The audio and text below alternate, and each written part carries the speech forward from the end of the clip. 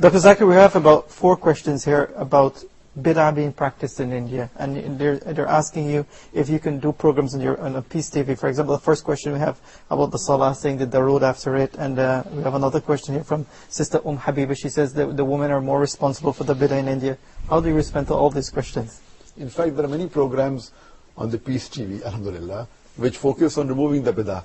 And you know, there are thousands and hundreds of thousands of Biddah throughout the world. And every culture has their own set of right. Biddah. And India not being unlike, they have many Bidahs. Anything which is against the Quran and the Sahih Hadith, which people think it's part of the deen, it's our duty to tell them that this is not our deen. And this comes because of the culture. What we realize that Indians, most of us initially, we were Hindus. We don't have Arab blood in us.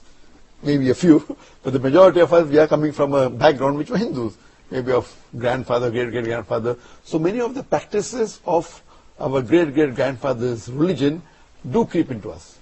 So though we do become Muslims, there are some of the practices which creep into us, and we substitute that. That's how we find these various Biddah. So it's our duty to point out that this is not part of Islam. It's an innovation that came later on. That is the reason we say that anyone says anything about deen, you should back it up with a reference from the Quran and the Sahih Hadith.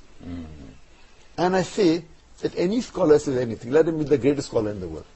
We follow Allah, His commandment in the Quran, and the Prophet Muhammad, his commandments, and his way of life, and the next 3 generations. Any scholar after that says anything, if he does not refer to these sources, whatever he says doesn't carry weight.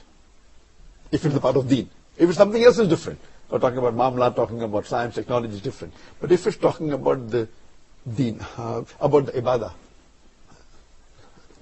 it should be backed up from proof from the Quran and the Sahih Hadith. Worship.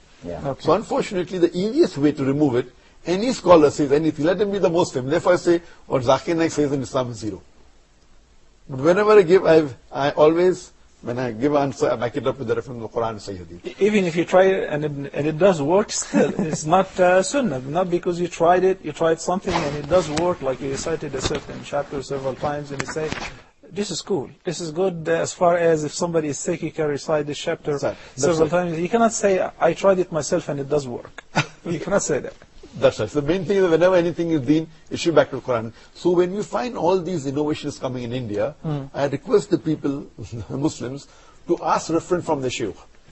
And if the Shaykh give references, backed up with proof, if it's there in the Sahih Hadith, that means that it is the part of deen. If it's not, then just by saying that my Shaykh said so and so, or this great scholar said so and so, that's not sufficient for it to be part of the deen.